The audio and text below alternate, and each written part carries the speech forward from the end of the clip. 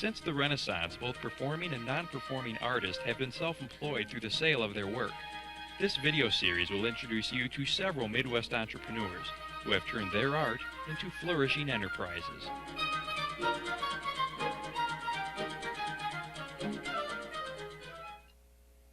The Entrepreneurial Artist series has been made possible by a grant from the Coleman Foundation, funding programs that make a difference in entrepreneurship education, cancer care and research, and handicapped education and housing.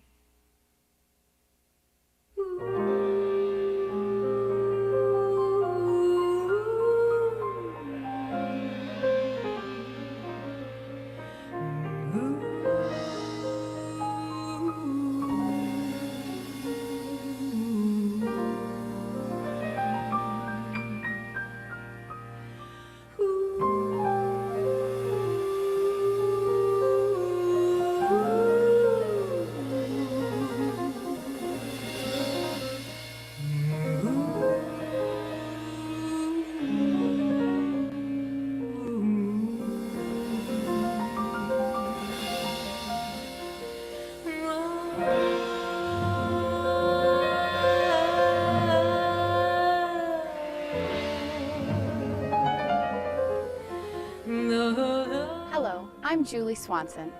As we continue to explore entrepreneurship in the arts, we thought it would be appropriate to focus on jazz musicians. Unknown to many, jazz has often been called the only art form to have originated in the United States. Jazz musicians also symbolize this creative lifestyle that is the very substance of an entrepreneurial artist. We followed two jazz artists who are now husband and wife, who exemplify what can be accomplished in this creative medium. DNP jazz recording artist Janice Borla began her vocal training at age 12. Throughout her career, she has performed with such jazz talents as Bunky Green, Clark Terry, Fareed Haq, and Steve Rodby. Janice also takes an active role in jazz education. She has initiated many vocal jazz programs throughout her career, including the Janice Borla Vocal Jazz Camp and the Hot Jazz 6 Cool Nights concert series. She currently writes articles on vocal jazz for many publications, and her Lunar Octave CD is enjoying worldwide acclaim. Drummer Jack Mouse has an extensive jazz history which began upon his graduation from college. He spent 3 years as a featured soloist with the official jazz ensemble of the U.S. Air Force Academy. Since then, he has performed with many outstanding jazz artists, some of which include Stan Kenton, Clark Terry, the Bunky Green Quartet, and James Moody. His current projects include playing with the Janice Borla Group and Dan Hurley Trio. Jack is a staff artist clinician for Yamaha drums, Sabian cymbals, Aquarian drumheads, and Regal tip drumsticks. We're grateful to have been invited into their home to get further information about the business side of their musical careers. An artist has to debunk the stereotype of being disorganized, being sort of, devoted to the art and not to the business side of things. And so you have to be very diligent about maintaining a profile of organization. To do this, Jack and Janice base their careers out of their home. A home-based business creates special circumstances that need to be taken into consideration to separate work from personal time. There needs to be a dedicated space in the house, a place where only business and art occurs. The Greeks had a real interesting term for a space like that. It was called a temenos, which is sort of a magical space where extraordinary events are allowed to occur under special sets of rules. And that's what I feel like a practice space, a studio space, and an office is. When we walk out of our space, nothing else occurs here. We don't recreate here. Nothing else occurs here but music and the music business. When we put this space together, one of our big considerations was also somewhat how it would feel aesthetically. And so we try to combine aesthetic issues, meaning what it would look like, what it would feel like, so it would be conducive to the creative process, if you will. Because in this space, we both make music and organize our business.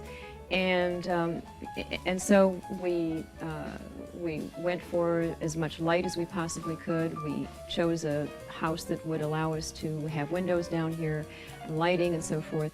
The choice of color, the physical layout, the fact that it was as open a space as possible, were just things that suited our temperaments creatively to be able to do the music side of things.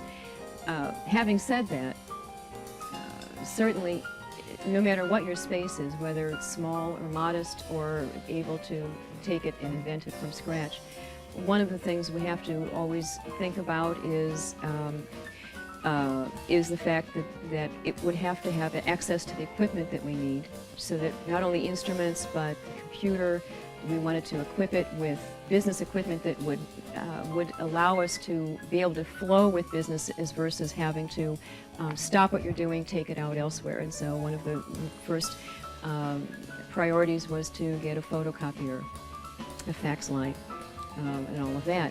And the fact that it's all in one space, even though there are what we call divisions in the area, so that on this side of the studio is mainly the creative side, and on the other side is the office space. And certainly, it's necessary to identify how you work on a day-to-day basis so that you can organize your storage space, the space allotted for your business papers, your files. A difficult task for anyone working from their home is maintaining the same business discipline you would have at a more traditional work environment.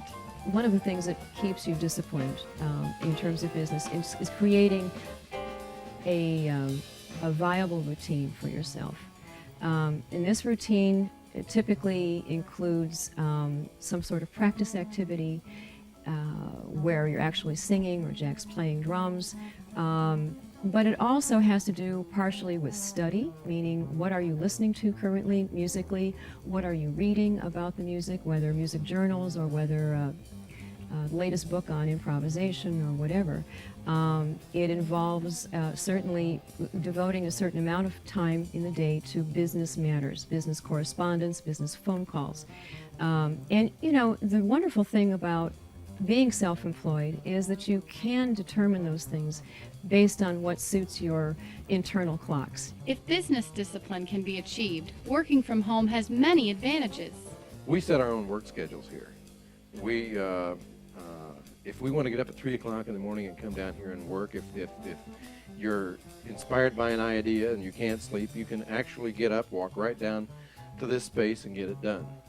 We don't have to get in the car in bad weather to deal with all that. The fact that you can come down into the space any time of the day and night and work. A lot of times, ideas, inspiration hits at an unexpected moment, and I love the ability to be able to, if I have to, drop everything and come down here and do something either musically or business-wise. We can be as informal or as formal as we want to be in this space.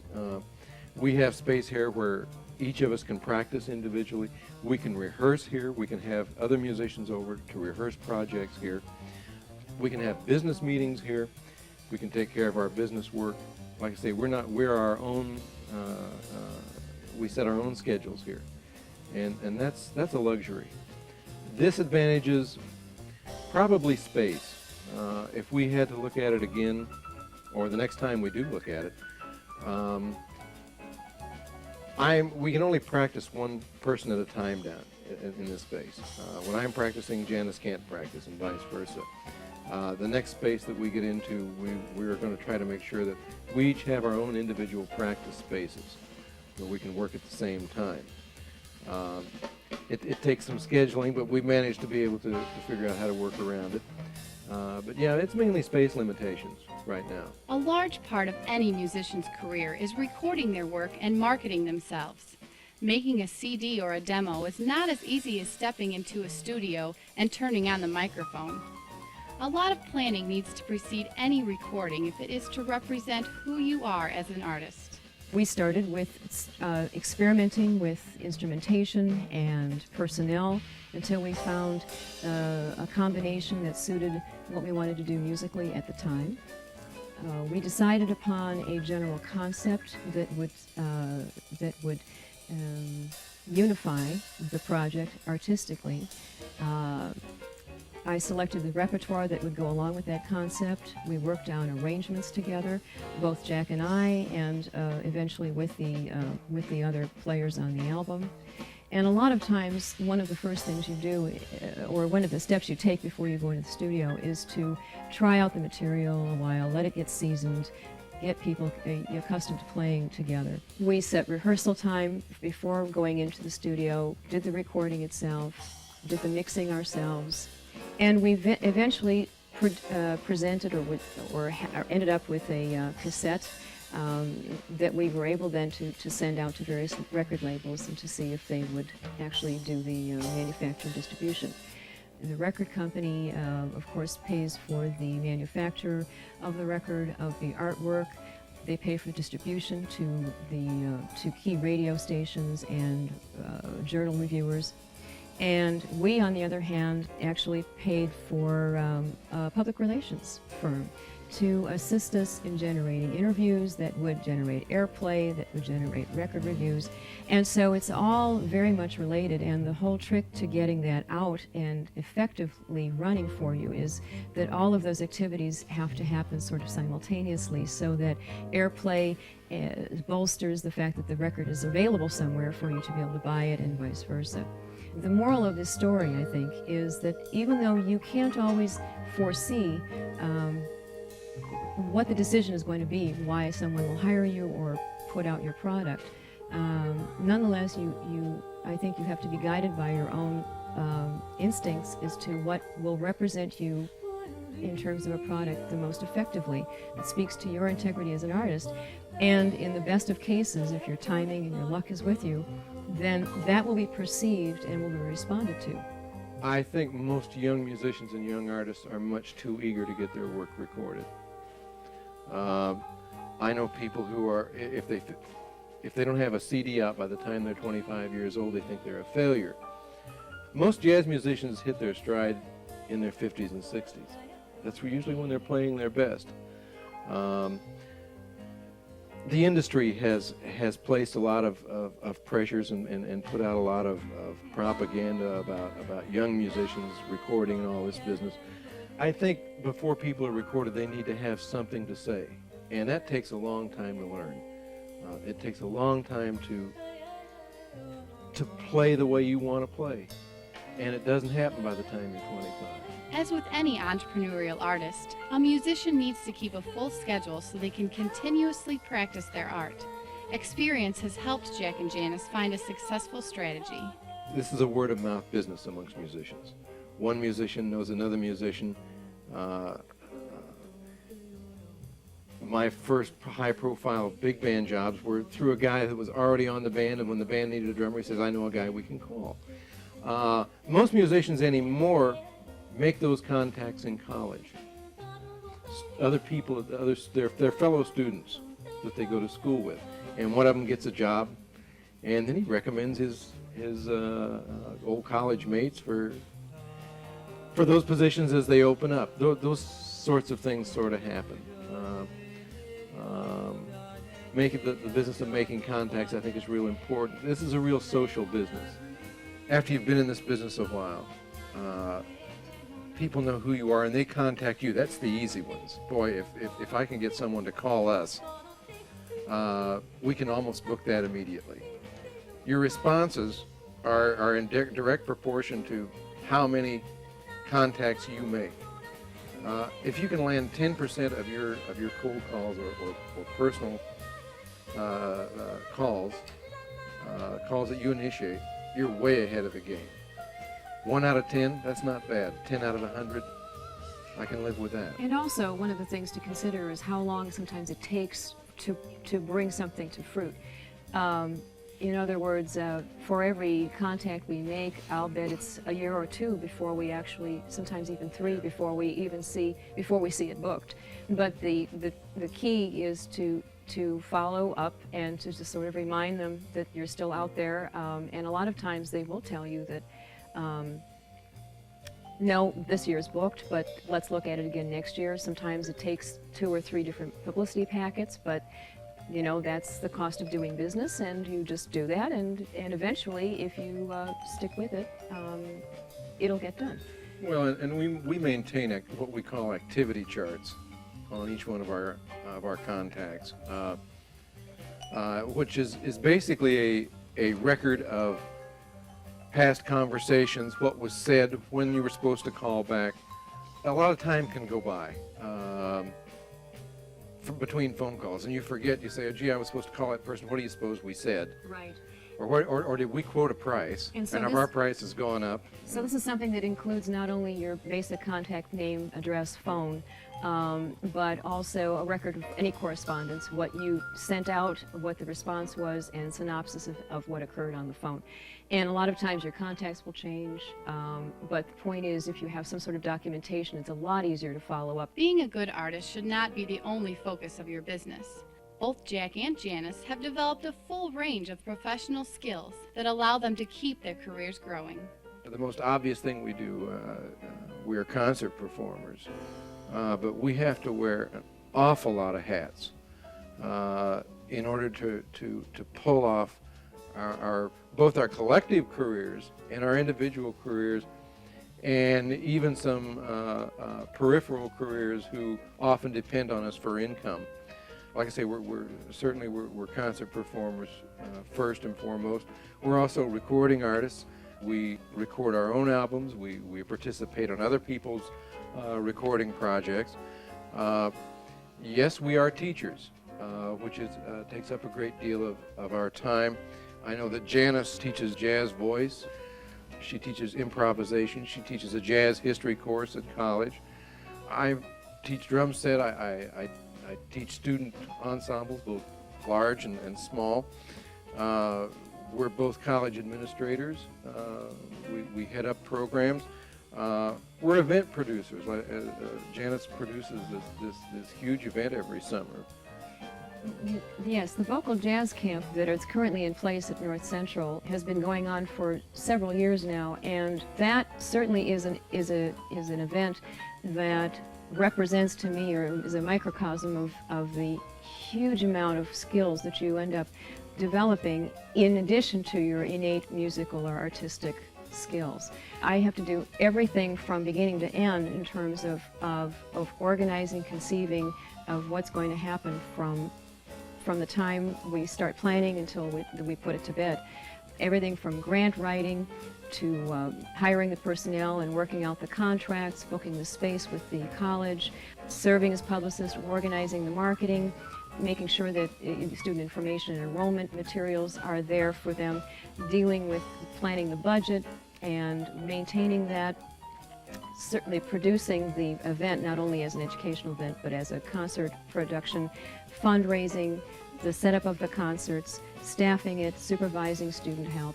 You know, I think we all envision that if I just play my instrument well enough, I can put myself into the hands of professionals who are geared to do this, booking agents and talent management and so forth. And it would be great if it always went that way, but there are many, many people working this business for whom that isn't the perfect option, or it isn't an option yet. And in the meantime, from 0 to 60, you have to find a way to manage yourself, really. So the whole issue of not only organizing your business records, but marketing yourself, that's a big one.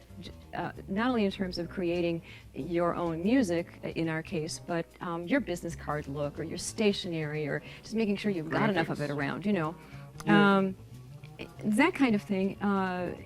And in today's competitive environment, it's really not enough to just get it done. I mean, you have to think about how you can differentiate yourself from the next person. And sometimes, we're all, the society, I think, is very, what's the word I want? Visually oriented. And we, on the other hand, are doing music. And so as much as we want our music to speak for itself, a lot of times what will be the tiebreaker or the deal breaker in terms of getting us work as versus the next set of people may be how physically or visually the stuff looks, our materials, the CD artwork or the press kit or whatever. We often get work as clinicians or adjudicators or guest artists, something that, that combines two functions, multiple functions. And another thing we shouldn't overlook is the fact that by being able to get some things published, Jack and I have both had articles published in music journals that are pertinent to our business, jazz journals and drum journals and that sort of thing, professional journals that interest the readership in something that we may have to say as artists or as teachers. And sometimes they're both, sometimes one or the other. But the point is that sort of thing generates not only students, but eventually can turn into bookings for performance, or just an audience who's looking to find out what you are musically and goes out and buys your recordings. If you could give some advice to an aspiring entrepreneurial musician, what would that be? If you sculpt, sculpt every day. If you write, write every day. If you play music every day. But it's a daily discipline. It's part of your daily routine, just like eating lunch. By the same token, I don't think anybody should go into the arts because they want to. This has to be something you have to do. Prepare yourself as thoroughly as you possibly can. By this I mean education and training. Don't be influenced by industry fads. You can end up running around in circles trying to catch the fad and catch what's hot, and the minute you catch what's hot, that fad fades and there's another one that you've got to latch onto. I think you do need to keep in mind that it's only really crowded at the bottom. There's plenty of room at the top for great artists. Always has been, there always will be. We would like to thank Jack Mouse and Janice Borla for their time and valuable insight. Their experience at sustaining an entrepreneurial career in the arts will be helpful for those who hope to pursue their own dreams. Thank you for watching. Join us again next time. For the Entrepreneurial Artist, I'm Julie Swanson.